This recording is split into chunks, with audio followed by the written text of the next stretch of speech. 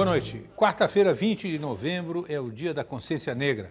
E o Roda Viva dedica hoje mais um programa ao debate da questão racial, dos problemas sociais e da busca de políticas públicas que possam resolver melhor os problemas das minorias raciais ou das maiorias raciais e dos excluídos de uma forma geral.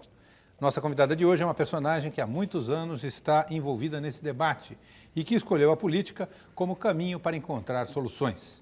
No centro do Roda Viva esta noite, a governadora do Rio de Janeiro, Benedita da Silva, primeira mulher negra a ocupar uma cadeira no Senado Federal e primeira mulher negra a governar um estado no Brasil.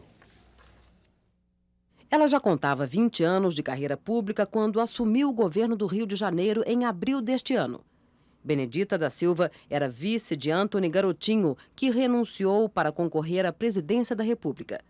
Assumiu sem um processo de transição, já que o PT do Rio de Janeiro estava rompido com Garotinho desde 2000. No cargo, sem maioria na Assembleia e buscando a ajuda do governo federal para enfrentar o crime organizado e a violência, Benedita tentou reeleger-se governadora. Perdeu para Rosinha Garotinho, que venceu a disputa já no primeiro turno. Sem cargo público, a partir de janeiro de 2003, quando ela deixa o governo do Rio, Benedita não será exatamente uma estrela solta do PT. Seu nome frequenta as especulações em torno da formação do futuro governo Lula. Auxiliar de enfermagem e com formação universitária em serviço social e estudos sociais, Benedita ganhou sua primeira eleição em 1982, quando foi vereadora no Rio de Janeiro. Sempre filiada ao Partido dos Trabalhadores, seguiu na vida parlamentar como deputada federal em 86, sendo reeleita em 90. Em 92, concorreu à Prefeitura do Rio, mas não ganhou. Voltou à disputa eleitoral em 94 para eleger-se senadora pelo estado do Rio. Foi a primeira mulher negra a ocupar uma vaga no Senado Federal. Anos mais tarde, a primeira negra senadora também seria a primeira negra governadora da história do Brasil. Aos 60 anos de idade, quase 50 deles vividos na favela do Chapéu Mangueira, no Rio, Benedita exibe uma história de vida singular. Filha de lavadeira, também lavou roupas. Foi vendedora ambulante, empregada doméstica e líder comunitária da favela. Da liderança no morro à militância do PT, Benedita da Silva marcou sua atuação política trabalhando junto a associações de favelas e organizações não governamentais de defesa dos direitos das mulheres, dos negros, dos excluídos em geral. Ela mesma, nascida sob o signo da exclusão, é ao mesmo tempo símbolo e resultado dessa luta. Mulher e negra, adquiriu projeção política nacional, conquistando espaços num cenário tradicionalmente branco e masculino. Para entrevistar a governadora Benedita da Silva, do estado do Rio de Janeiro, convidamos Marcelo Godoy, repórter da editoria de cidades do jornal Estado de São Paulo, Marcelo Beraba, diretor da sucursal do Rio de Janeiro do jornal Folha de São Paulo, Silvia Fonseca, editora do caderno O País, do jornal o Globo, Edna Roland, doutoranda pelo Programa de Psicologia Social da Universidade Católica de São Paulo, presidente da organização não governamental Fala Preta e relatora geral da terceira Conferência Mundial contra o Racismo. Convidamos ainda Maria do Socorro Souza Braga, doutoranda pelo Departamento de Ciência Política da Universidade de São Paulo, e Sérgio Lírio, subeditor da revista Carta Capital. O Roda Viva é transmitido em rede nacional para todos os estados brasileiros e também para Brasília. Se você quiser participar deste programa, pode fazer a sua crítica, a sua sugestão, a sua pergunta pelo telefone 0, operadora 11, está aí na tela, 252-6525. Nosso fax aqui de São Paulo é o 3874-3454 e o endereço do programa na internet, rodaviva@tvcultura.com.br. Boa noite, governadora. Boa noite. Eu vou começar pelo ponto que foi um dos temas polêmicos do programa de segunda-feira passada, que foi também dedicado a essa questão da raça no Brasil, em relação às cotas para negros. A senhora é a favor ou é contra essa ideia de se estabelecerem cotas nas universidades, no serviço público, em diversas instâncias aí do país? Em primeiro lugar, eu gostaria de agradecer muito poder estar participando desse programa e dizer que a cota é um instrumento muito mais de denúncia de todo o processo de exclusão que a comunidade negra até hoje viveu, do que propriamente dito um fato que possa resolver uma questão que há séculos nós estamos trabalhando. A cota faz parte de uma série de outras ações que implementamos no combate à discriminação e à inclusão, né, dos afros brasileiros. E hoje, por exemplo, no estado do Rio de Janeiro, nós temos uma política de inclusão à Universidade Estadual do Rio de Janeiro, onde os afrodescendentes e também as pessoas carentes têm uma cota na universidade. Mas ele participa primeiro do vestibular, ele presta exames, ele tem que ter o mesmo nível que os demais, ele tem que fazer os pontos que todos os demais precisam.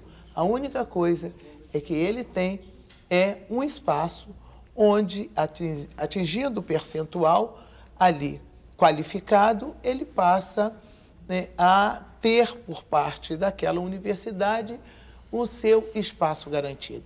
Eu coloco isso assim didaticamente porque existe uma discussão, um debate que desqualifica todo esse esforço que foi feito até então para que se haja um reconhecimento. E esse reconhecimento existe. O reconhecimento da pobreza, o reconhecimento de que os afrodescendentes estão excluídos do processo. Mas eu só queria entender, tudo bem, é mais ou menos o que se discutiu aqui, governadora, na semana passada, não sei se a senhora teve a oportunidade de assistir o programa, o carro pega no seguinte ponto, o que o sistema de cotas é efetivamente uma maneira de demarcar a questão e dizer o seguinte, olha, há uma parte importante da sociedade brasileira que eu não sei nem por que se chama minoria, porque se a gente for examinar a estatística com realidade... Na verdade, somos maioria. Será uma maioria, né, excluída do processo. E se a gente examina as estatísticas de mortes de jovens, a senhora conhece muito melhor do que eu o problema, eu estou citando aqui porque essa é a nossa obrigação de apresentar o problema. Em todas essas questões, salários, mortes de jovens, violência, acesso à universidade, os negros são prejudicados. Então, se a cota é a maneira, ou uma das maneiras, de realmente reduzir essa desigualdade, qual é a dificuldade de assumir que, ao se estabelecer uma cota, está se definindo critérios diferentes para pessoas que tiveram oportunidades diferentes? Eu penso que nós temos realmente que ter critérios diferentes. Isso não desqualifica o conhecimento adquirido pelo indivíduo afrodescendente. E por quê? Você não pode tratar os diferentes como você trata os chamados iguais, porque existe toda uma situação que é uma situação de classe, da pobreza. Existe uma outra que nós reconhecemos e o governo atual reconheceu de que existe preconceito e racismo no Brasil, e isso existe. Isso pesa, evidentemente. Então, são heranças que nós trouxemos desde a escravidão e da inclusão que não houve no processo de libertação do Brasil. Governadora.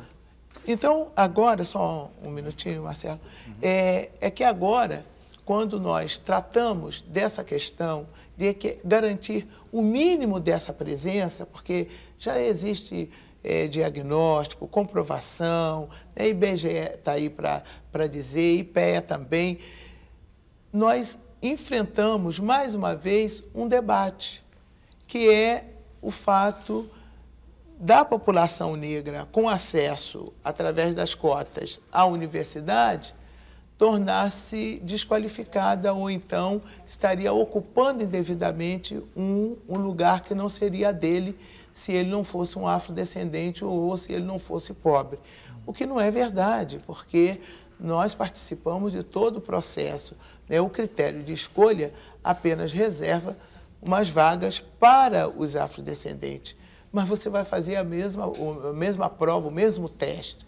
E é por isso que eu penso que está distorcido e que é preciso manter esse debate. Bom seria que nós não precisássemos verdadeiramente de cotas. Ela denuncia, uma falha do sistema. A senhora acha que isso é uma política que o governo Lula deveria assumir? Governadora Benedita, me juntando à pergunta do Marcelo, o governo da senhora já foi para os anais da história, é um governo histórico por ter colocado 20% de negros no primeiro escalão. É um fato inédito e a senhora será lembrada não somente por toda a sua trajetória de luta, mas por este fato pontual. Isso será reconhecido na história do Brasil. E fazendo na mesma direção que o Marcelo lhe perguntou, a senhora considera que há possibilidade do governo Lula seguir nesta mesma direção, deste exemplo que a senhora deu? E a senhora aconselharia Lula a fazer isso? Eu penso que o Lula tem acompanhado toda a nossa trajetória, a nossa luta. Edna aí também respondendo ao Marcelo, e eu tenho certeza que ele trabalhará a questão da inclusão, das ações afirmativas. E o nosso processo de escolha no estado do Rio de Janeiro partiu pela competência, que a gente reconhece que também os afrodescendentes têm, partiu também pelo fato de reconhecer que o mercado de trabalho, nós somos minoria no mercado de trabalho, e perplexidade para alguns, que quando deram conta, a imprensa mesmo publica, de que nós tínhamos 20%, né, de afrodescendentes no governo no primeiro escalão, e que isso trouxe para a população do estado do Rio de Janeiro uma reflexão. Foi a competência dessas pessoas que o levou a fazer aquela disputa que é natural para a ocupação dos cargos, e ali eles foram indicados e estão dando conta, juntamente comigo, os desafios que o estado do Rio de Janeiro tem hoje. Eu penso que Lula deverá certamente compreender essa falta de inclusão, compreender também que é preciso ter ações afirmativas, sem que com isso ele possa ser visto um governo que desqualifica o fato de não termos a oportunidade de estarmos nas universidades ou no primeiro escalão de governo. Senadora, essa questão não tem uma resistência hoje tão forte, não? Porque, embora, quer dizer, a senhora me corrija se eu estiver errado, no caso do Rio de Janeiro, o sistema de cota, o próprio governador Antônio Garotinho, no período dele, já estava sendo implantado o sistema de cota na UERJ, não é isso? Não, nós não tínhamos o sistema de cota. Não tinha passado já pela... Não tínhamos o sistema de cota. Foi um debate muito acirrado, realmente tivemos a iniciativa do projeto, mas o debate foi extremamente acirrado no estado do Rio de Janeiro, a compreensão. Só depois que nós conseguimos implantar. Houve a iniciativa, não podemos negar, mas ela não teve êxito na medida em que o debate não foi feito como deveria ter sido e o respaldo que deveríamos também não veio. Quer dizer, já nessa minha gestão é que nós conseguimos realmente implantar essas ações afirmativas. Governadora, volta e meia, alguns analistas falam em dificuldades técnicas para se implantar cotas, falam em maioria mestiça, negros que não se assumem como negros. A senhora vê alguma dificuldade técnica em definir isso, em nível federal, em outros estados? Tal? Não, absoluto. Eu acho que o problema não está conosco. O que acontece é que as pessoas não indicam, não escolhem, não acham. Somos praticamente invisíveis na hora de uma escolha, de uma indicação. Nós temos hoje no estado do Rio de Janeiro figuras, personalidades que podem perfeitamente, no primeiro, no segundo, no terceiro escalão, têm competência para tal e, no entanto, não tinham sido observados e indicados. O que eu fiz? E não encontrei nenhuma dificuldade. A primeira era a experiência, o critério da experiência, o critério da competência. E eles são afrodescendentes. Aí a questão de gênero prevaleceu e prevaleceu também o fato de serem afrodescendentes. Então, além de tudo isso, eles eram afrodescendentes, com competência, com experiência e que podiam ocupar o cargo. A senhora acha, governadora, que o presidente Lula vai ter o mesmo critério que a senhora, ou seja, vai levá-la para o ministério? Eu acho que cada critério é um critério. Não sei se ele levaria pelo fato, pura e simplesmente, de ser a Benedita da Silva uma mulher negra também, porque eu sou uma militante, né? Sou um quadro do Partido dos Trabalhadores e governo o Estado do Rio de Janeiro com uma experiência que pode verdadeiramente ajudá-lo. Esse é o tipo Mas o critério que ele vai usar para escolher o seu ministério, eu realmente não tenho conhecimento. A senhora sendo integrante do Partido dos Trabalhadores, que é um partido que sempre pautou a sua ação política pela ampla discussão e debate, pela democracia, pelo orçamento participativo, a senhora concorda com essa posição do presidente Lula de dizer, olha, o ministério quem escolhe sou eu, e quem plantar, inclusive, uma notícia qualquer nos jornais está construindo o caminho para a sua não indicação? A senhora acha que está certo? A senhora agiria da mesma maneira? Sim, porque o que ele diz está respaldado pelo fato de que o partido vem de uma diretriz, ele já vem debatendo. Primeiro discutiu-se a política de alianças, né? Depois os apoios. Tudo isso fez parte e está fazendo parte ainda de uma discussão acompanhada pelo presidente nacional do Partido dos Trabalhadores, José Disseu, e também do secretário-geral, quer dizer, toda a executiva nacional do Partido dos Trabalhadores tem acompanhado os entendimentos. Agora, quem foi eleito foi o Lula, ele quem vai escolher, ele quem tem a responsabilidade, ele quem vai responder. É lógico que nós estaremos, né, estimulando, incentivando e, de uma certa forma, respaldando a decisão que ele tomará, mas compete realmente a ele. A senhora respaldaria essa decisão também? De um governo Lula, ou seja, das escolhas dele, principalmente de levar provavelmente para o governo duas pessoas, possivelmente duas pessoas que sempre, digamos assim, estiveram como adversárias da senhora, por exemplo, o grupo do ex-governador Leonel Brizola e o grupo do governador Antônio Garotinho. A senhora não se sente, por exemplo, constrangida com essa possibilidade, governadora? Ninguém governa sozinho. Nós somos aliancistas e defendemos isso. E trabalhamos para que o projeto nacional dê certo. Está aí Lula, presidente do Brasil. E nós queremos que Lula dê certo, porque o povo brasileiro irá ganhar com isso.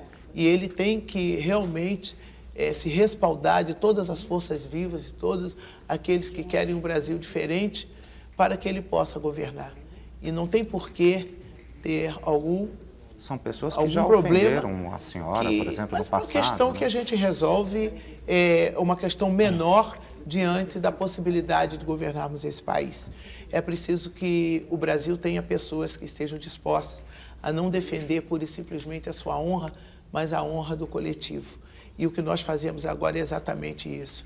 Lógico que as divergências, elas permanecerão, e se elas forem do ponto de vista pessoal, caberá a mim resolver. E do ponto de vista político, o tempo é o senhor da política, da verdade. Eu acredito que na política tudo é possível, desde que seja com ética. Silvia. A senhora já foi convidada para participar do governo Lula? Eu já fui convidada para trabalhar, né? O Lula já disse que a gente tinha que trabalhar muito. E eu comecei a trabalhar quando eu assumi o governo do Estado do Rio de Janeiro. A sou filha de mineiro. Está revelando.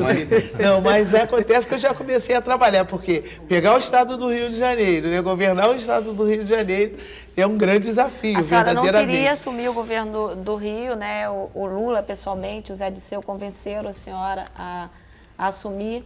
E agora já estaria certa a sua participação no governo? Não, porque eu não estava candidata a ministério, estava candidata a governadora do Estado do Rio de Janeiro.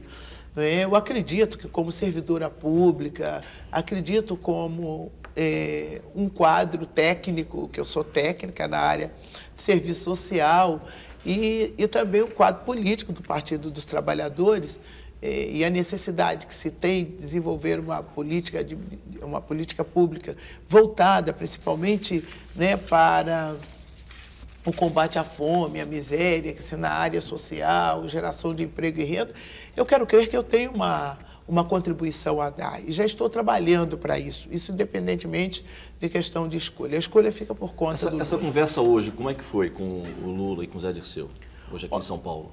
Olha, eu fui vim dar um abraço no Lula, porque Sabe mas, que eu não... Mas a senhora está dando um abraço. Não, mas eu vivo dando um abraço. Ele é bom, né? É um abraço amigo, né? Diz que um sorriso negro traz felicidade. Eu sempre gosto de estar esboçando o meu sorriso, dando meu abraço, dizendo realmente do meu carinho que eu tenho, né? Da minha paixão por esse homem, por esse, hoje, presidente eleito Luiz Inácio Lula da Silva. E tenho compartilhado realmente as minhas preocupações com ele. Tipo Nunca foi diferente, né? As minhas preocupações, que podem ser de ordem pessoal, podem ser de ordem administrativa. Mas o abraço de hoje foi realmente porque eu não tinha passado ainda no comitê. Na verdade, eu passei no comitê, dei um abraço grande nele, falei de que ele pode voltar ao estado do Rio de Janeiro mais uma vez. Ele disse que vai ver, mas eu vim conversar mesmo com o José Disseu, porque nós estamos com uma audiência marcada com o ministro Malan, estamos discutindo a situação do estado do Rio de Janeiro, financeira do estado do Rio de Janeiro, algumas preocupações. A preocupação maior é o 13º? É o 13º, na verdade, me preocupa bastante. Todo e qualquer administrador público sabe que não pagar o 13º vai ser pago, evidentemente, mas eu queria que fosse agora, né? E estou trabalhando para isso. E vou conversar com o ministro Malan. Então, eu estava conversando com o José Disseu da importância que se tem de nos ajudar agora e até esse período de transição, para que se converse um pouco a respeito do estado do Rio de Janeiro, que acumulou suas dívidas e que hoje tem uma situação financeira desconfortável e que tem também uma situação na área de segurança que requererá uma atenção muito grande do governo federal. Eu acredito que o estado do Rio de Janeiro fica ingovernável se não tiver uma política de apoio e de sustentação também pelo governo federal. Então, como eu moro no estado do Rio de Janeiro, gosto do meu estado, eu estou sempre me colocando a favor desse estado. E hoje, na condição de governadora, eu venho conversar também para que essa transição pense nesses dias finais do meu governo no estado do Rio de Janeiro. Maria do Socorro. Governadora, a senhora está, como a gente acabou de ouvir, né, e tem lido nos jornais, cotada para pertencer, participar de algum ministério, inclusive na área social mesmo, né? A senhora é assistente social, de formação, e na sua visão, eu fiquei pensando, o que seria mais interessante, né? Dar comida diretamente às pessoas ou essa ideia de dar o cartão e a pessoa sacar o dinheiro? Relação. Olha, essa é uma discussão que a gente tem uma experiência pequena no estado do Rio de Janeiro. Depende da região. Cabe ter cartão, cesta básica, todo e qualquer método, bolsa escola, renda mínima. Vai depender realmente do critério que se vai usar para cada região. Mas não tem uma questão de cidadania também nisso, não, governador? Essas metodologias diferentes, essas formas diferentes, não implicam em questões de cidadania diferenciada também? Uma coisa é a senhora ganhar alimento, a outra é a senhora poder usar o seu dinheiro da maneira que quiser usar? Pois é. Não são coisas diferentes? Quando o Lula coloca que ele quer o combate à fome e à miséria, não inclui só uma cesta básica, não inclui só uma bolsa escola, inclui também outros instrumentos, geração de emprego e renda, porque o que as pessoas, na verdade, querem é ter o seu dinheiro, chegar na loja, fazer suas compras, ou chegar no armazém e levar sua comida para casa. Isso que as pessoas realmente querem. E temos que dar essa condição. Mas também há de se reconhecer que tem fome, que tem miséria, que aumentou no Brasil. Nós tínhamos 36 milhões, hoje já ultrapassamos a casa de 50 milhões. É preciso, então, tirar essas pessoas da condição de miseráveis, passá-lo para a condição de pobres. Esse é um esforço que deve ser coletivo e, por isso, o chamamento do presidente eleito à sociedade como um todo, a todos os segmentos da iniciativa privada, para que a gente possa dar as mãos. Mas tem outras ações que complementarão e certamente esse será um dos grandes desafios que está colocado para nós, e eu quero crer que ele já está recebendo por parte da sociedade brasileira, né, uma sinalização de que está no caminho certo e que poderão ajudar. Eu acho que aí nós teremos outras políticas públicas a acrescentar a essa iniciativa. A senhora acha que o governo do presidente Fernando Henrique falhou nessa parte, fracassou nessa área? Não? Olha, eu penso que muita coisa deixou de ser feita. E uma das coisas principais, eu acho que nós temos muitas ações sobrepostas, não tem um planejamento realmente, não tem um plano estratégico de combate a qualquer coisa, seja desemprego ou na área de segurança, do combate ao narcotráfico. Então, é preciso ter. Então, tem que se planejar, evidentemente, para poder ter um resultado que é de curto, de médio e de longo prazo. Quer dizer, alguma coisa foi feita, não se pode negar, mas não foi o suficiente. Agora temos que atacar realmente. Mas, governadora, é ter planejamento, governadora, contratar um Zeppelin, por exemplo, para se cuidar da segurança pública no Rio de Janeiro, por exemplo? Isso não é uma ação, digamos assim, pouco confiável, pelo menos em quem estuda a área diz isso, governadora? Olha, eu acho que tem teoria e tem prática, né? Nós tínhamos uma teoria que estava sendo aplicada há décadas e décadas. Todo mundo sabe que tem crime organizado no estado do Rio de Janeiro, em São Paulo, em Minas Gerais, né? Em Pernambuco, todo mundo sabe disso. Né? Todo mundo sabe que a gente tem uma máfia que chegou no Brasil, que veio da América Latina, todo mundo sabe disso. Todo mundo sabe que tem o tráfico de drogas, né? De armas, e por que não combatem?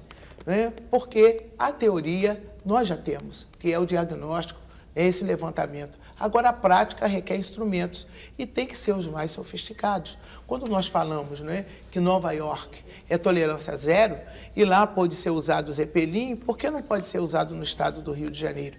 O que importa é o custo-benefício. Isso nós temos tido resultados no estado. Governadora, por exemplo, a Secretaria da Segurança Pública Nacional, por exemplo, a Secretaria Nacional de Segurança Pública divulgou semana passada uma pesquisa onde ela mostrava que, por exemplo, o roubo de carros no Rio de Janeiro cresceu 41%. Ela mostrava que outros roubos cresceu 24% nesse primeiro semestre, que já engloba parte do governo da senhora, né? A senhora acha isso um resultado? Isso é eficiência, por exemplo, da polícia? Ou seja, a eficiência da polícia não é só prender o Elias Maluco, né? É também combater esse tipo de crime. Governadora, Né? eu acho que também... eu quero responder um momentinho, deixa eu responder um pouco aqui ao Marcelo Godoy, porque esse debate é um bom debate, não é? Porque agora se tem o que discutir sobre o estado do Rio de Janeiro. Agora se identificou verdadeiramente as nossas ações que combatem o crime organizado. E ver as falhas, os buracos deixados, inclusive pelo governo federal. Porque o estado do Rio de Janeiro não fabrica armas. O estado do Rio de Janeiro também não fabrica cocaína. E por que então temos isso no estado do Rio de Janeiro? Porque essa coisa não foi combatida com eficácia. Porque faltou verdadeiramente, primeiro, vontade política de fazê-lo. Segundo, colocar o dedo na ferida. Nós não temos instrumentos, não temos equipamentos, a situação é uma situação difícil e ruim, mas o que foi que nós fizemos no estado do Rio de Janeiro? Começamos a investir nas pessoas, no servidor público, no policial militar e no policial civil, que com uma situação mesmo precária, ele conseguiu fazer grandes prisões e prisões que certamente levantaram suspeita para aqueles que não estão acostumados a usar a técnica e a inteligência, como foi a prisão do Elias Maluco, porque não houve derramamento de sangue, não tivemos mortos na comunidade, ele foi preso e como nós estávamos buscando fazê-lo, e não somente o Elias Maluco. Nós já prendemos mais de 1.800 traficantes do estado do Rio de Janeiro, temos até problemas na área do sistema penitenciário, porque nós estamos combatendo realmente o crime organizado. E aí questionar valores em relação aos instrumentos que são usados para ajudar na técnica, na eficácia do resultado, eu acho que a vida das pessoas vale muito mais do que qualquer recurso que nós estejamos gastando nesses 8 meses de governo. E se fizermos um comparativo de governos passados, de 4 anos e 8 meses, o nosso resultado é bem maior. Governadora, nós vamos voltar a tratar dessa questão logo depois do intervalo. Com certeza nós voltaremos ao ponto daqui a alguns instantes.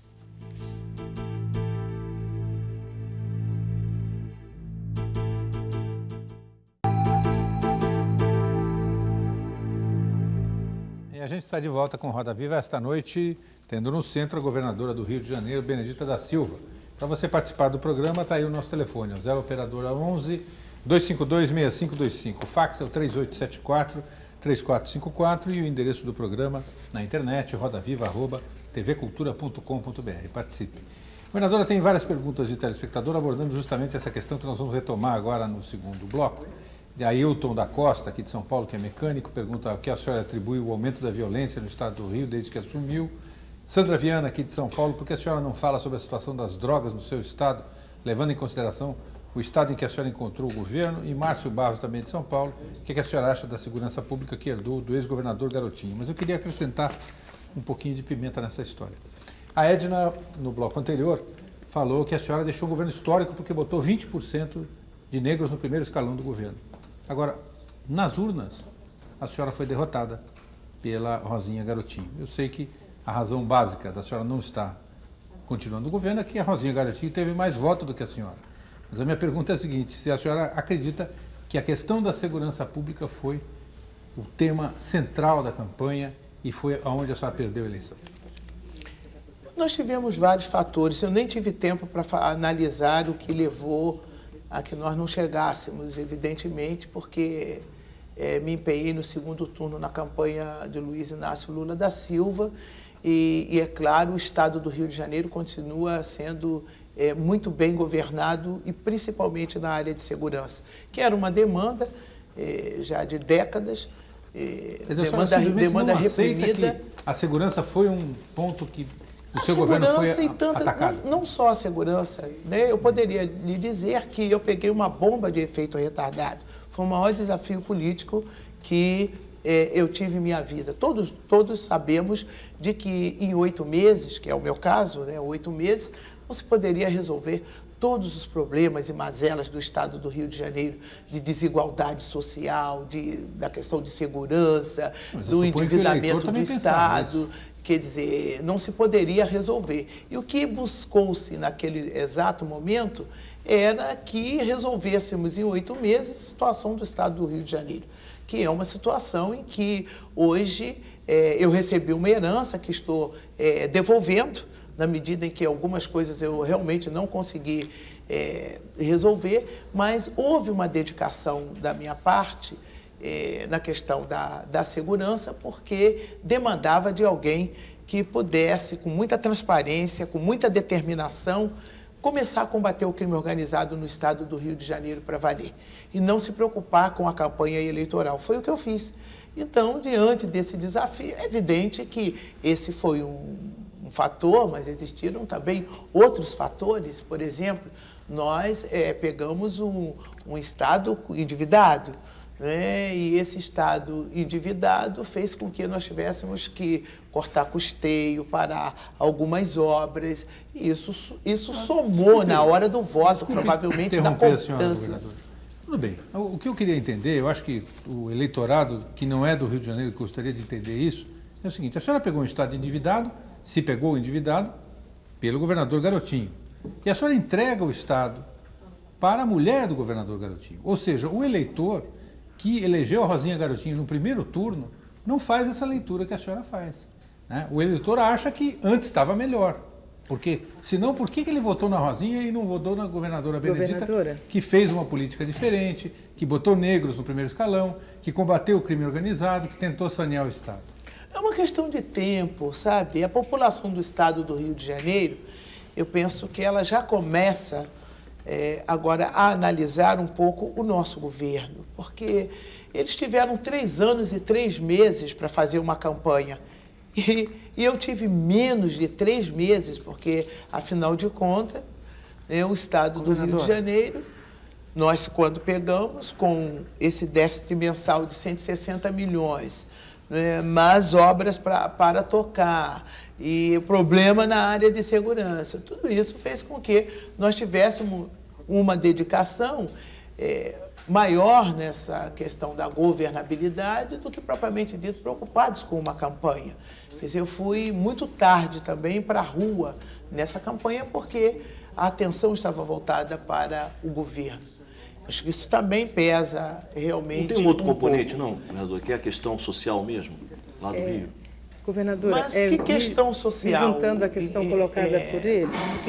Por exemplo, a senhora ou o PT tem divergências claras em relação à política assistencialista, vamos chamar assim, do governador Antônio Garotinho e que depois foi, vamos dizer assim, assumido claramente pela candidata Rosinha durante a campanha eleitoral.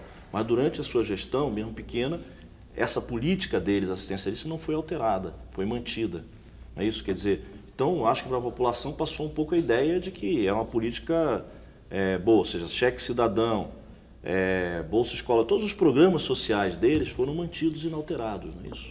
Governadora... Os programas foram mantidos. Mas me parece, governadora, que seria importante a senhora nos responder em que medida que alguns momentos difíceis e conturbados que a senhora enfrentou lá poderão ter sido resultado da desarticulação do crime organizado e das redes existentes dentro e fora dos presídios do Rio de Janeiro. Será que, com a sua atuação política, a senhora tirou algumas coisas de lugar?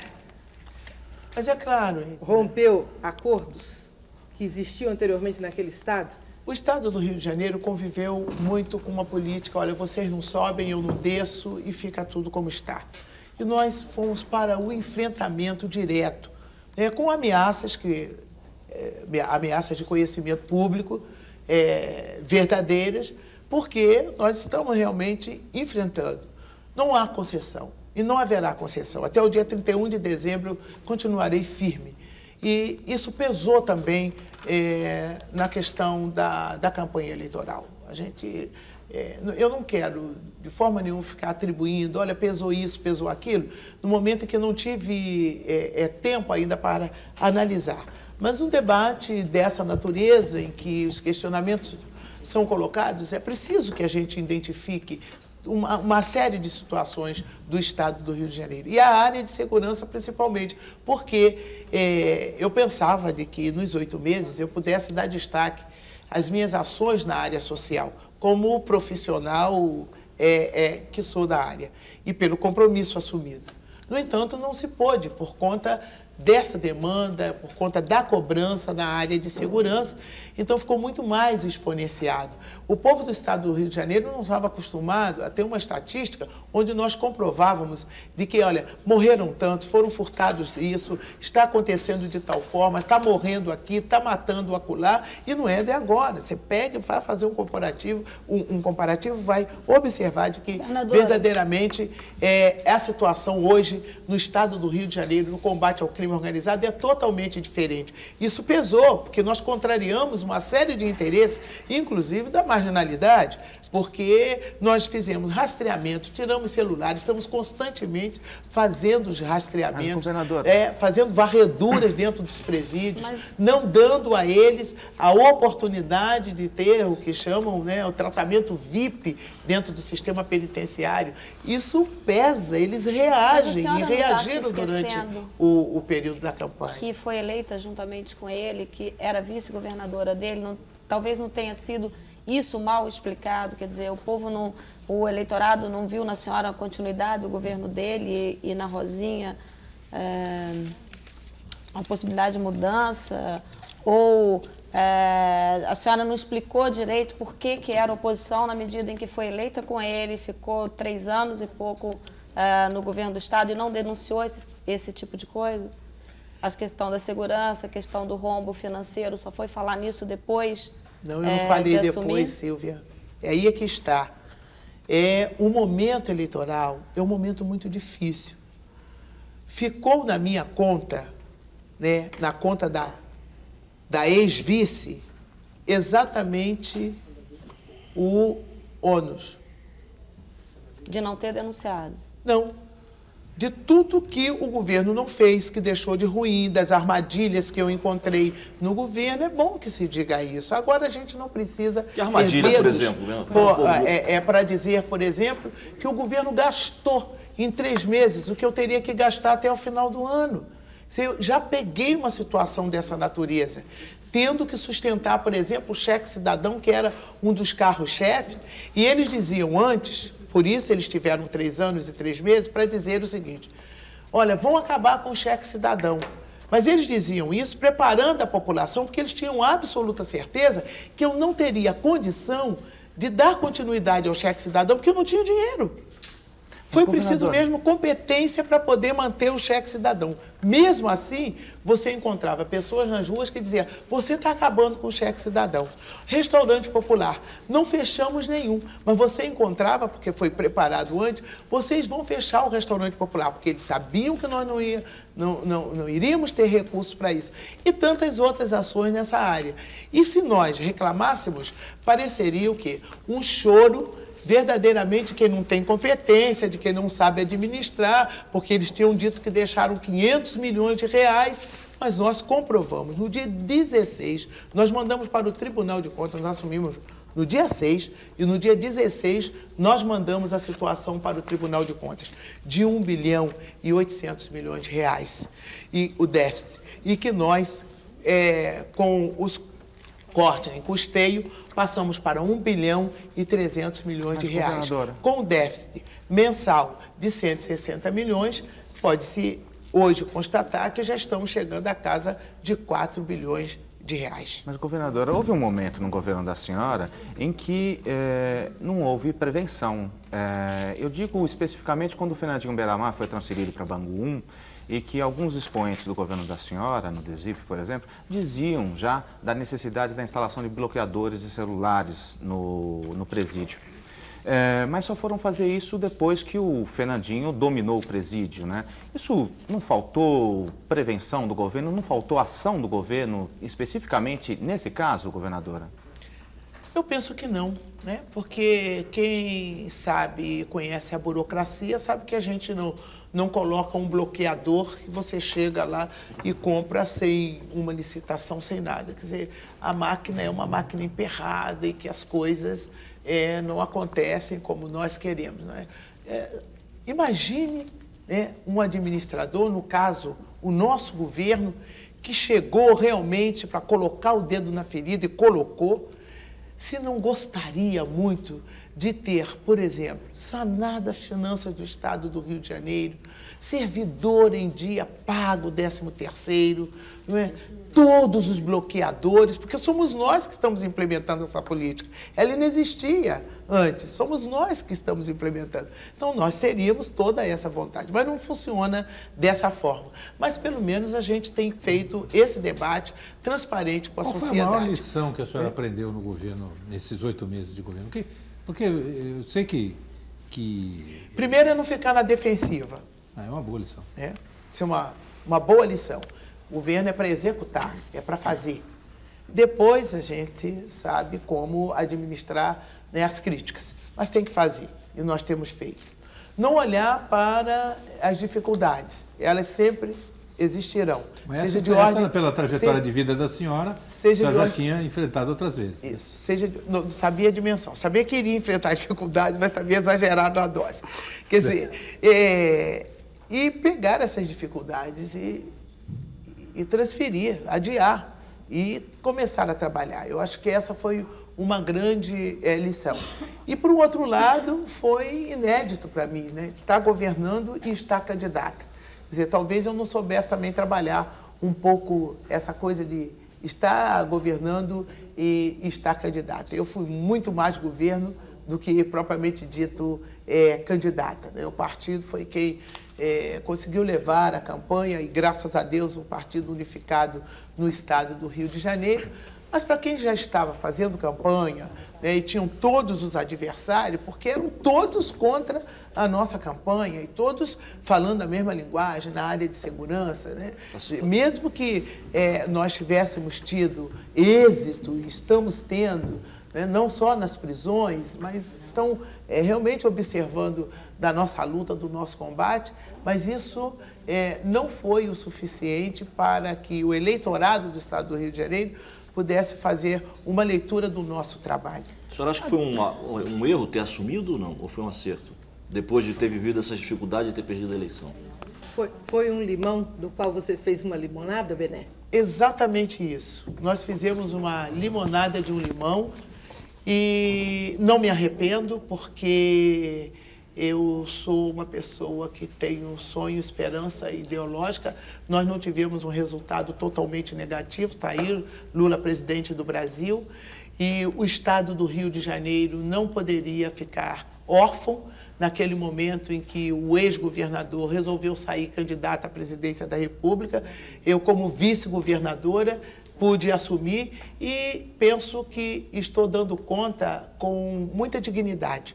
Até porque, durante todo o período em que eu fui vice-governadora, em nenhum momento eu criei qualquer dificuldade para o ex-governador, mas qualquer dificuldade, qualquer, de ordem administrativa, de ordem política, mas a mim foram criadas todas e nós estamos conseguindo superá-las. A senhora já parou para pensar por que isso aconteceu? Por que eles criaram tantas dificuldades, como a senhora descreveu aqui, tantos problemas, tantas armadilhas? Né? Na medida em que em algum momento vocês foram... caminharam juntos e tudo. É porque cada um alto, né? arruma um mecanismo para disputar, né? Eles resolveram fazer a disputa com esses critérios, que não são os meus. Né? Eu resolvi manter o meu código. A senhora diria que são antiéticos os critérios deles? Eu, no mínimo, posso dizer que eles foram, por demais, com o povo do estado do Rio de Janeiro. Porque perder uma eleição ou ganhar faz parte do jogo. A senhora acha que Do teve jogo político. A população do estado do Rio de Janeiro ficou à mercê de um critério e de uma vaidade política que, se não fosse a responsabilidade do Partido dos Trabalhadores, a coisa ficava ingovernável. Porque, como nós encontramos o estado do Rio de Janeiro, era para que no máximo no terceiro mês já não tivéssemos condição nenhuma, fechado para balanço. Então, nós fomos capazes de, em meio a essas dificuldades, enfrentar. Quer dizer, aí tornou-se muito mais difícil a disputa eleitoral para nós.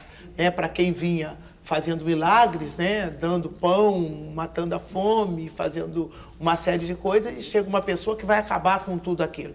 Então, é evidente que, psicologicamente também, o eleitorado foi prejudicado. Se olhar o meu mapa, vocês vão ver que uma determinada escolaridade, não quero aqui fazer comentários, né?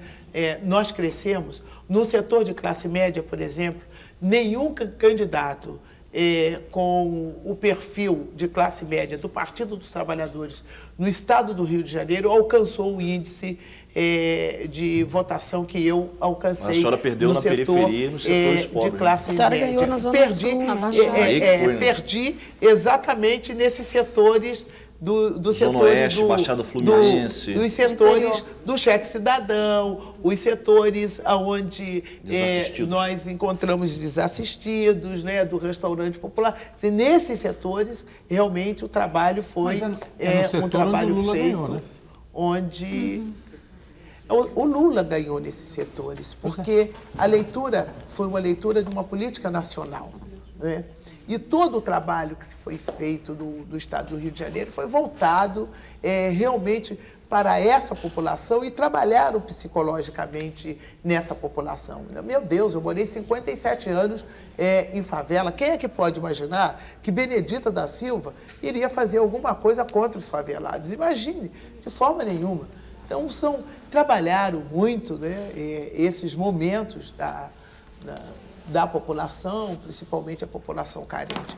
Mas eu acho que está todo mundo acordando e agora prestando atenção. Acho que o segundo turno do Lula foi um pouco, no estado do Rio de Janeiro, esse resultado, quer dizer, uma compensação entre...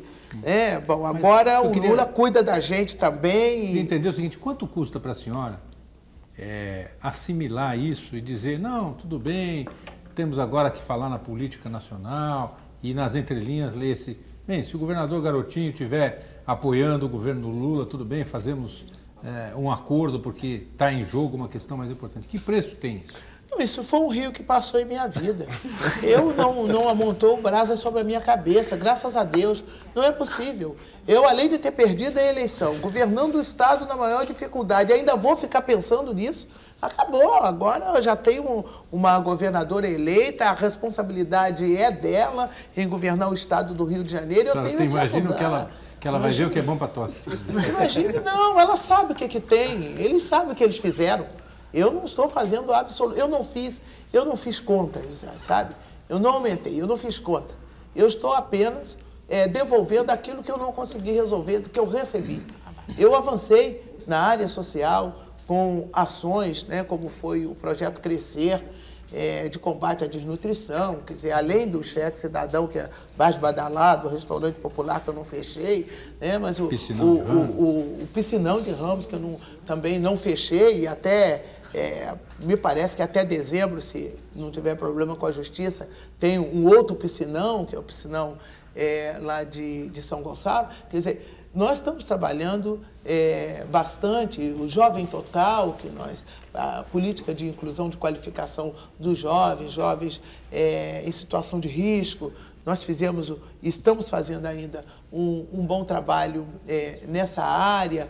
O PAIF, que é o Programa de Assistência Integral à Família, implantando nos municípios, é um programa que nós fizemos para atender a Lei Orgânica da Assistência Social, que estarei apresentando para o Lula, porque é muito interessante quando você vai combater a miséria diretamente voltada para o núcleo familiar. Criar esses núcleos no Brasil vai ser uma coisa muito interessante. Tivemos grandes iniciativas.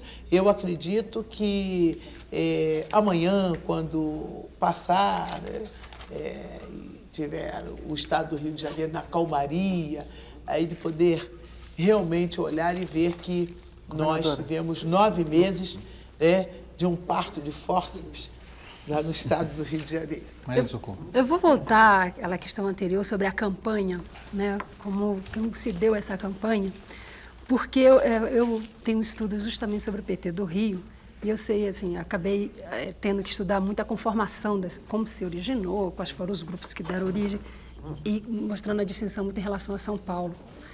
E até, pelo menos, 92, eram assim, formados por vários grupos muito reticentes à política eleitoral, então a política de alianças era um problema, né?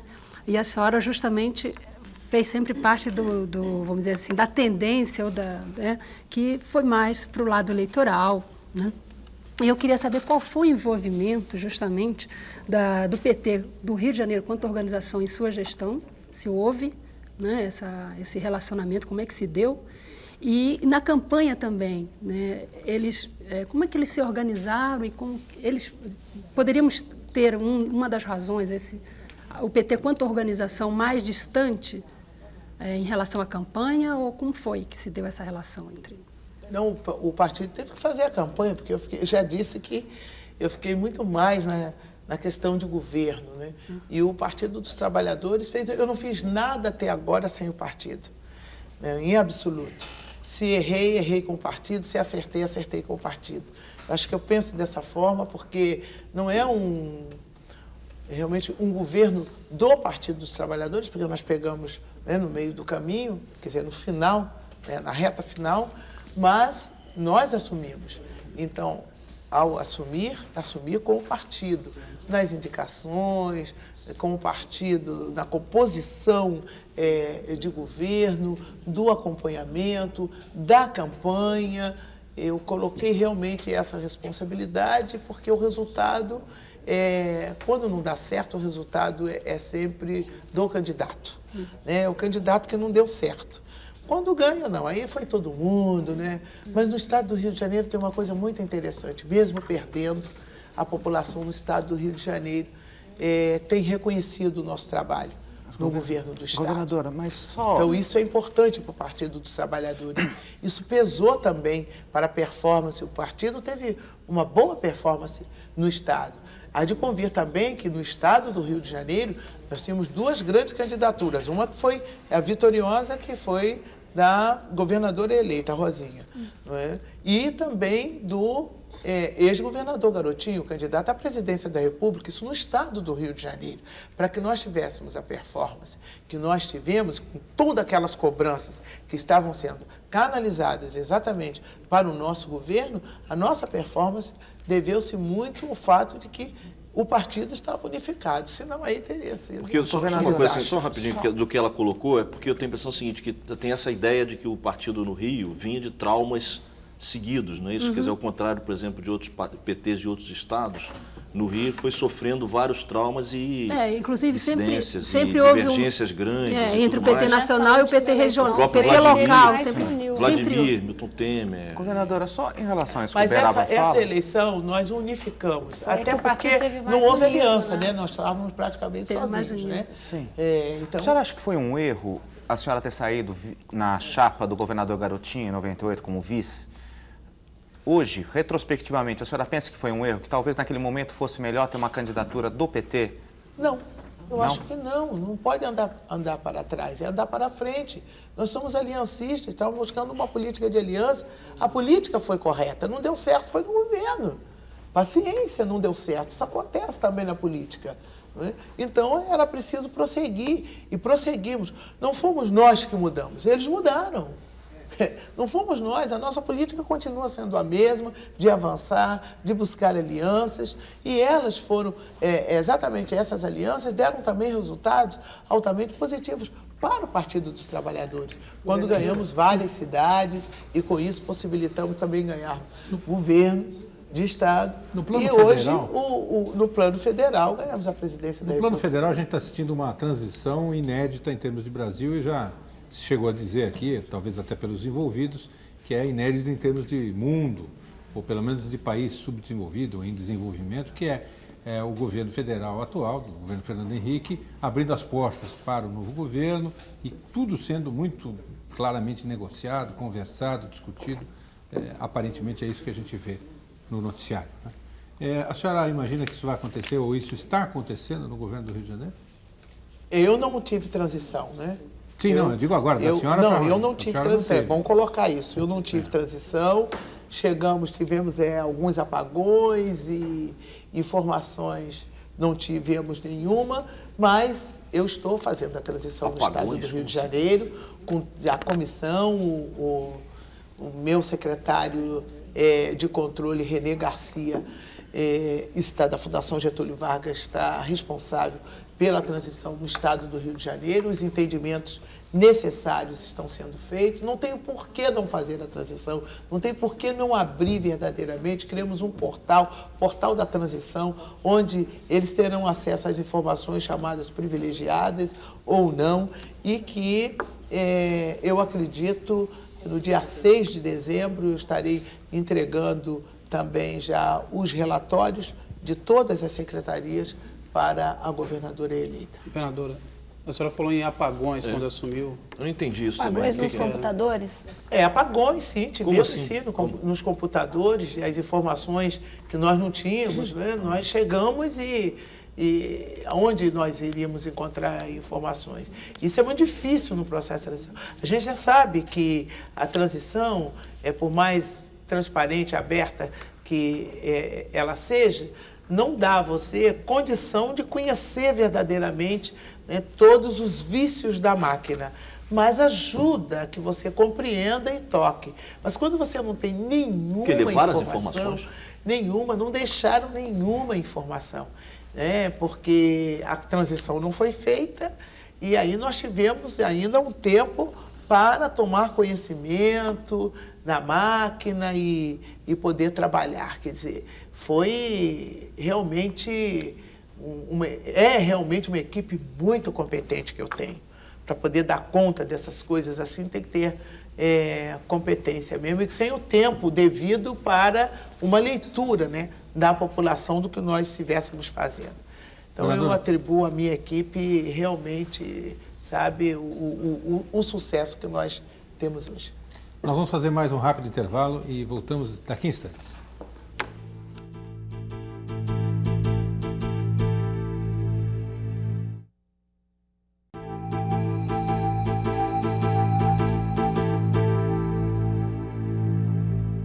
E começa aqui o terceiro bloco do Roda Viva desta noite com a governadora do Rio de Janeiro, Benedita da Silva. Vou dar mais uma vez os nossos telefones, o nosso e-mail aí para você mandar sua crítica, sua sugestão, sua pergunta, até mesmo para eventualmente você solicitar a informação semanal de qual é o programa da semana seguinte. É o 0 operadora 11 252 6525, o fax é o 3874 3454 e o endereço eletrônico rodaviva@tvcultura.com.br, está aí no vídeo. Governadora, vamos voltar à questão das cotas para as universidades, que há várias perguntas de telespectador a respeito do assunto. Eu vou fazê-las todas, porque no fundo tem a ver com o mesmo assunto. Sérgio Silva, de Goiânia, vendedor, pergunta: quando a senhora diz afrodescendente, não ajuda a reforçar a separação? Marcelo Rodrigues, de São Paulo, empresário, diz: as cotas para negros nas universidades não podem representar um preconceito social? Não tiraria dos negros a sensação de igualdade que garante a lei?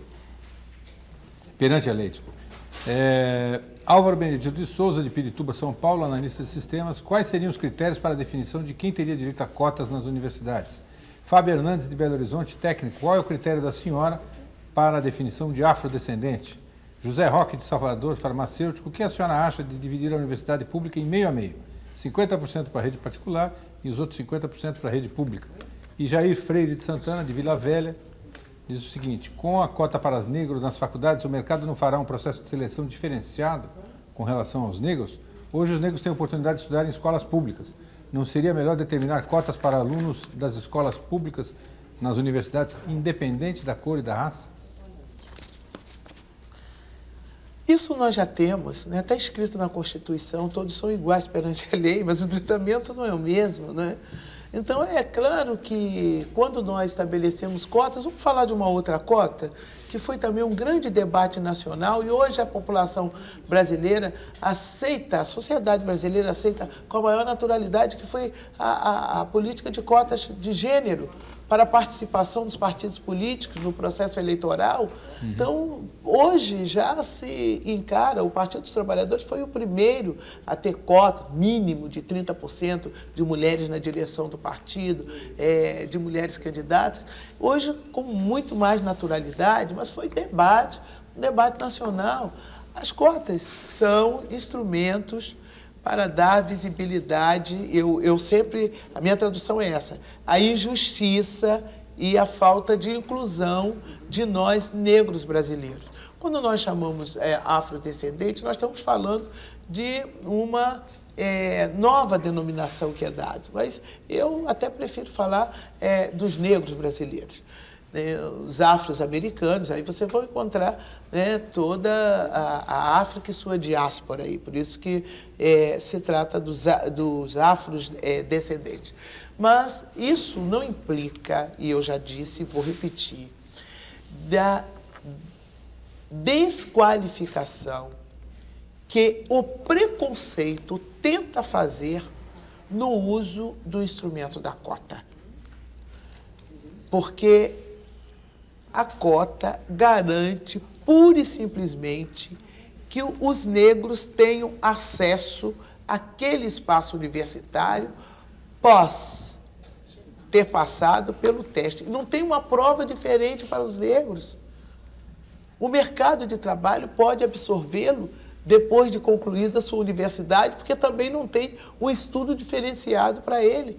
Vai ter que, se ele optou para ser médico, se optou para ser professor, ele vai ter ali as matérias pertinentes àquela cadeira. Não admite a possibilidade de que as pessoas que acham que a cota para negros não é justa, porque tem gente, pelas perguntas de telespectador, por editoriais de jornais, por opinião de pessoas, que tem gente que acha que não é justo, né? E que acha, por exemplo, que existe uma cota, sim, nas universidades públicas, que é a cota para os ricos, já que os filhos da classe média e da classe alta, mas basicamente da classe média, porque o filho da classe alta pode estudar até no exterior se quiser, mas os filhos da classe média, que estudam em colégios particulares, dominam os vestibulares, depois de bons colégios e bons cursinhos, e todas as vagas, ou 90% das vagas, nas escolas públicas, gratuitas. E os filhos da classe pobre estudam em escolas públicas e a eles resta as faculdades particulares.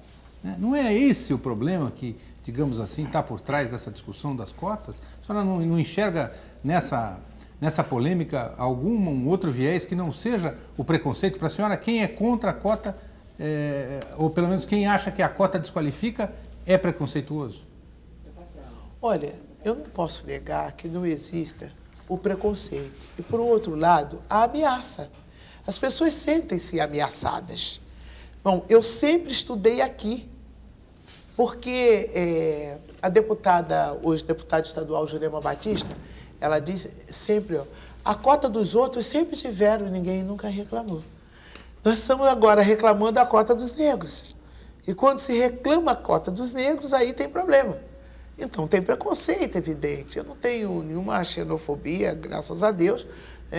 Encaro e faço esse debate há, pelo menos, 50 anos. Não vou exagerar dizer que são 60, porque eu tenho 60 anos, né? Mas a minha compreensão com essa relação do preconceito começou lá na escola, foi na escola que eu comecei a ser discriminada. Evidentemente, eu posso dizer que já batalho há 53 anos, dos meus 60 anos, né, de combate ao preconceito e ao racismo. Nós temos que fazer esse debate com mais serenidade. Quando nós tivermos oportunidades para todos, do ponto de vista social, nós ainda iremos identificar o preconceito racial. Porque existe o preconceito social e o preconceito racial. E nessa questão das cotas estão realmente inseridos os dois preconceitos, o social e o racial. A imprensa noticiou, governadora, a possível criação de uma Secretaria Nacional de Combate ao Racismo no governo Lula. Eu queria saber se a senhora teria informações que possam confirmar a criação desta secretaria e qual seria a sua opinião, se além de medidas de combate ao racismo, seria desejável que esta secretaria fosse para além disso e, de fato, pensasse em medidas de promoção da igualdade, políticas públicas que possam promover o desenvolvimento econômico e social da população negra no Brasil? Olha, eu não tenho realmente, Edna, conhecimento. O Partido dos Trabalhadores tem uma Secretaria Nacional de Combate ao Racismo. Ela formula políticas para o partido, que, por sua vez, indica aos nossos governantes, sejam municipais ou estaduais, para que implementem nos seus estados e nos seus municípios. Eu acredito que nós, que temos um programa de combate ao racismo, estaremos implementando a nível nacional.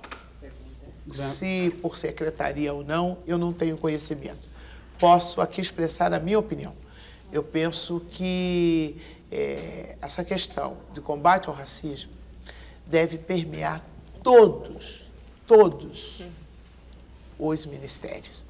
Isso seria o que no seu governo se chamou a questão da transversalidade? Exatamente. Foi o que eu fiz no estado do Rio de Janeiro. Não tenho uma secretaria pela qual, mas tenho um programa que é executado por todas as secretarias. Todas as secretarias têm o papel, né, de dar combate ao preconceito, à discriminação, e as ações afirmativas, elas são realmente tocadas por todas as secretarias, com esse cuidado de olhar a questão étnica, olhar a questão de gênero também, nas políticas que vão implementar. Porque só assim nós vamos aproximando o que eu chamo da equidade. Porque eu tenho muito medo de que a gente tenha um instrumento que nos leve a um gueto, mesmo com recursos que se possa ter para isso, mas nós precisamos ampliar, nós precisamos estar em todos os lugares e compreender que é através dessas políticas igualitárias é que nós alcançaremos o nosso objetivo. Então, se nós temos uma situação que se identifica, por exemplo, na área da saúde, eu não tenho que tratar fora da área de saúde. Então, é no Ministério da Saúde que eu quero tratar. Se tenho também relacionado à educação, eu não quero tratar num outro ministério ou numa outra secretaria. Eu quero tratar exatamente naquele ministério. Eu penso que dessa forma nós estaríamos... caberia a essa secretaria um papel de coordenação, de formulação e de coordenação das políticas que fossem desenvolvidas pelos diferentes ministérios e secretarias que compõem a administração federal.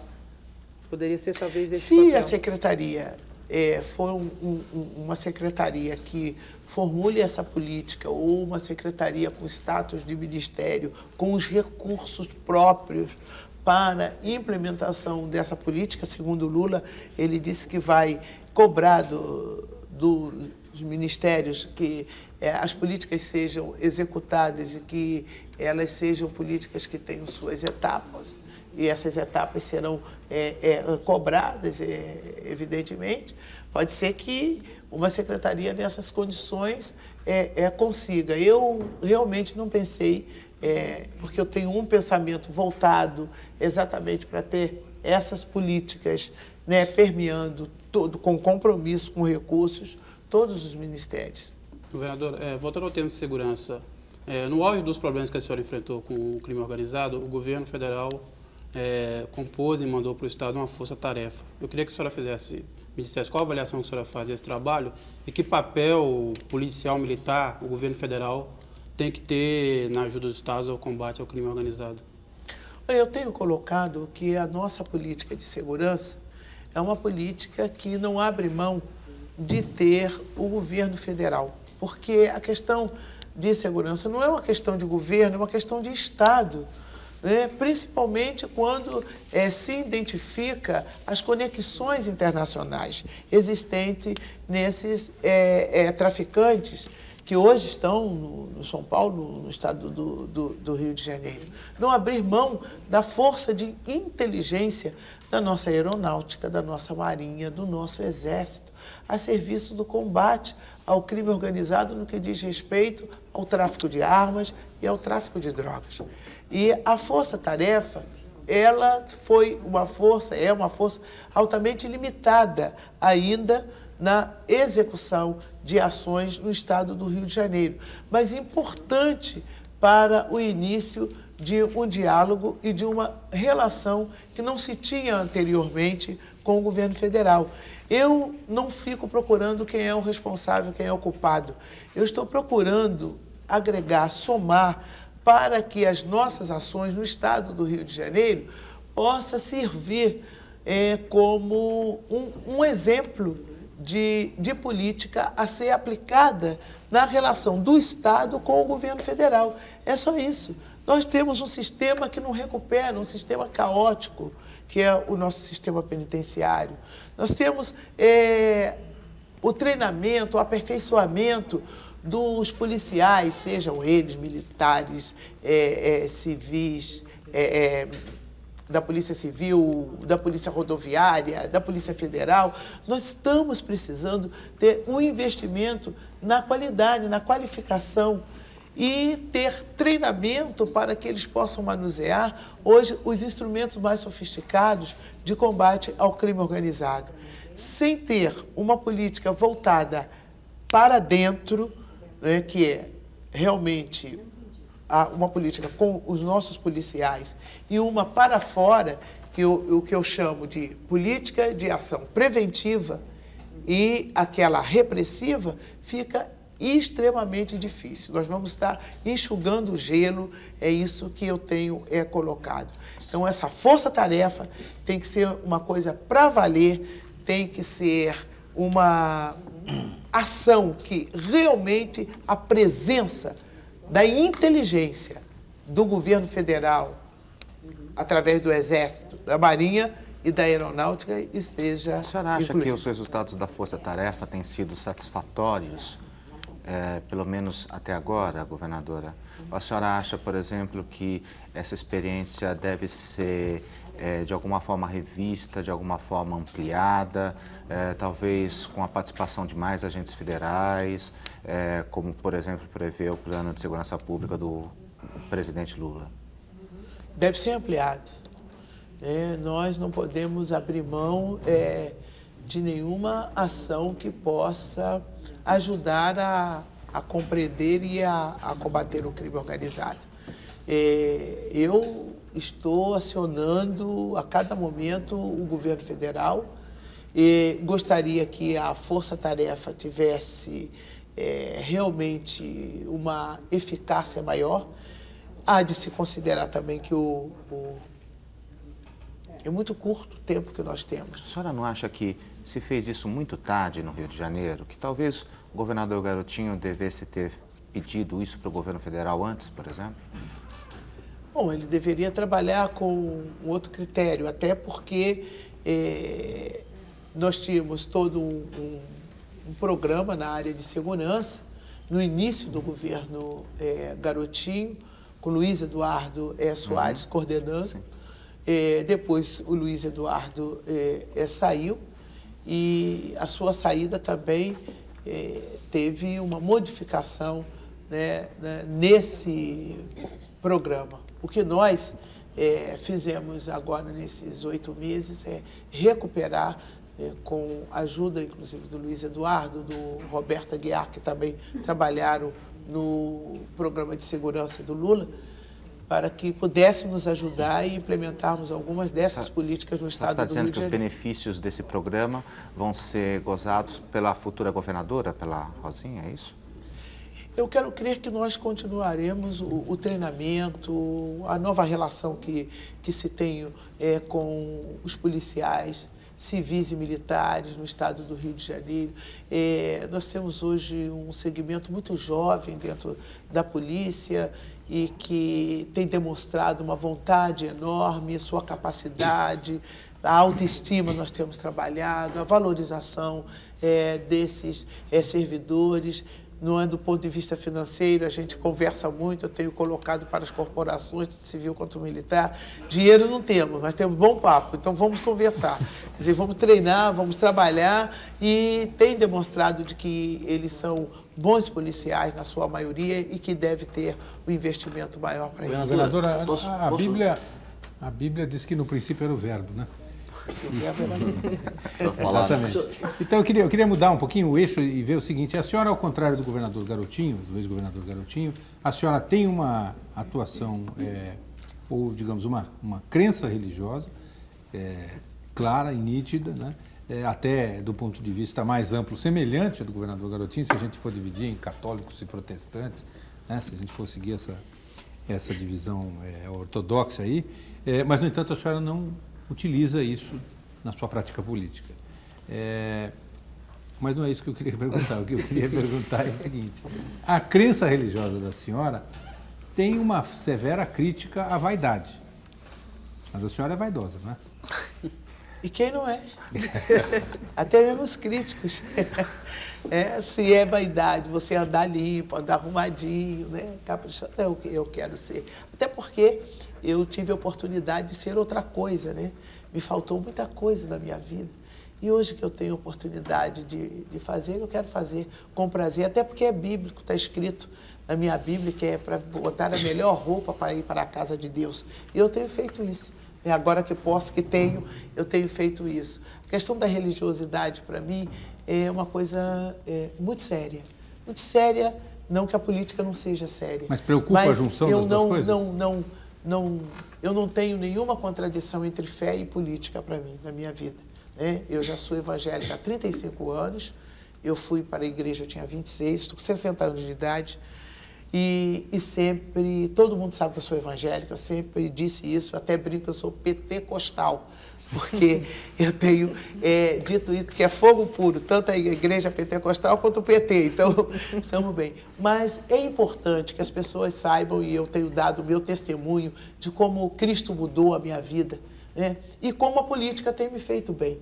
E eu não misturo essas coisas e até então eu acho que eu tenho tido êxito. Mas às vezes, que é problema às vezes sou cobrada, é evidente que às vezes sou cobrada, né? Ainda porque a igreja, ela... Hoje eu também tenho muito orgulho, eu tenho uma ponta de vaidade. Eu sou mesmo assim, uma mulher que Deus me escolheu para as coisas difíceis. Porque eu fui uma das primeiras na igreja, Partido dos Trabalhadores, uma coisa mesmo séria. E eu fui eleita, então, a princípio, era muito difícil a participação da igreja. E sendo mulher, mais ainda. Hoje eu vejo a igreja participando e não fazendo mais aquelas cobranças que me fizeram, e vejo os evangélicos, né, participando desse processo. A igreja católica não, porque eu sempre estive com a igreja católica na pastoral, né, eu sou politicamente formada nas pastorais, então sempre tive essa convivência e a igreja sempre teve essa prática, não a igreja corpo de Cristo, a igreja instituição. Mas na igreja evangélica uma coisa foi muito dura para mim também, no princípio, né, por escolher o PT, por ser do PT e ser uma das primeiras a serem eleitas. Hoje não, hoje já tenho muita gente disputando e aí tem uma coisa que a igreja precisa pensar um pouco, é aquela história, irmão vota em irmão. E eu não. Eu sempre questionei isso. Eu disse, irmão deve votar até no irmão, mas se conhecer o seu projeto, o seu programa, essa coisa. E eu, por fazer esse discurso de deve, eu perco, porque o outro chega lá na igreja e diz, não, o irmão vota em irmão e pronto, e acabou. E eu sobro nesse... Olha, uma observação que é boa para concluir, eu lhe dou atenção imediatamente, que é um fato. 2 candidatas evangélicas no estado do Rio de Janeiro. Aí eu perguntaria... Irmão, vota em que irmão, né? Mas, governador, é porque agora o PT do Rio está pacificado, tudo é paz e amor e tudo mais. Mas a senhora, recentemente, foi acusada por dentro do próprio PT de fazer um uso parecido, semelhante, quando teve aquela questão das filiações no Rio de Janeiro, do núcleo de evangélicos e tudo mais. Uma parte do PT, naquele momento que o PT estava conflagrado do Rio de Janeiro, estava tendo enfrentamentos, a acusação que pesava sobre a senhora era exatamente essa, de que estava se formando núcleos evangélicos, filiações fora e que não se comprovaram mais adiante. Foi realmente o calor de uma disputa. Quem é que tem núcleo evangélico apoiando, não sei o quê? Elegeram um vereador com esse núcleo. A Bandeira não foi um núcleo que elegeu, pelo amor de Deus. A gente vai dizer que um núcleo do PT elege um candidato do PT, não elege. Quem elege é todo o partido, toda uma história. Quem não tem trabalho não pode ser eleito no PT. O PT é um partido difícil, um partido que tem programa, é um partido que tem ideia. Eu sou 35 anos evangélica. E agora, vocês puderam ver no resultado do estado do Rio de Janeiro que eram 2 evangélicas. O que eu tenho que ela não tem? Ué, por que eu não canalizei o maior número dos votos dos evangélicos se irmão vota em irmão? A senhora tem resposta para isso? O cheque cidadão ajuda a explicar isso, não? Não sei, eu só quero lhe dizer que nós trabalhamos com preconceito, nós que trabalhamos com preconceito, nós temos que entender que ele existe em tudo quanto é parte. No PT, fora do PT, e ele pode ser preconceito de gênero, racial, religioso, e eu tenho muito cuidado. O cuidado que eu sempre tive foi exatamente também para não ficarem discriminando os evangélicos, porque ninguém pergunta para os outros se ele é espírita, se ele é católico, mas pergunta, ele é o deputado, ele é o senador, ele é o governador. Por que fazer isso com os evangélicos? Eu sou contra isso, eu brigo também por isso. Essa coisa eu realmente faço. E faço dentro do meu partido. Essa coisa de ficar rotulando porque o outro é evangélico, não, porque nós temos católico no PT, nós temos ateu, nós temos os cristãos, tudo dentro do partido, porque o partido não é uma igreja. Governadora, nosso tempo está acabando, eu faço uma última pergunta, que é de Alzira Rufino, presidente da Casa de Cultura da Mulher Negra de Santos, São Paulo, que, como vários telespectadores, parabeniza a senhora, e ela, Alzira, classifica como modelo de ética e coragem na política, mas pergunta, o que significa hoje a consciência negra? Onde precisamos avançar? Alzira, eu quero dizer que a consciência é nossa, né? A consciência você não faz, né? Você tem, né, essa consciência. Eu acho que a consciência negra, para mim, é vista de uma forma, para outros, certamente serão vistas de forma diferente. Hoje, o que falta realmente na minha consciência negra é que haja mais ousadia de nossa parte, que haja mais unidade entre nós, no nosso propósito. Porque hoje ainda ouvir o que nós estamos ouvindo por conta de uma política de cota, sendo a maioria de uma população de um país, tem nos negado praticamente tudo. E essa consciência precisa estar mais aguçada dos nossos direitos e buscá-lo mesmo, esses objetivos que não são apenas nossos, são para nós, para os nossos filhos, para os nossos netos, no meu caso. Governadora, muito obrigado pela sua entrevista. Eu queria agradecer a participação dos nossos colegas aqui de bancada, de você que está em casa. Lembrar que sempre o nosso telefone, nosso fax e o nosso e-mail está aí à disposição. Como de costume, todas as perguntas serão remetidas ao entrevistado, muitas delas não são possíveis de serem respondidas aqui. E convidar você para estar aqui conosco no próximo Roda Viva, na segunda-feira, 10h30 da noite. Uma ótima semana e até segunda.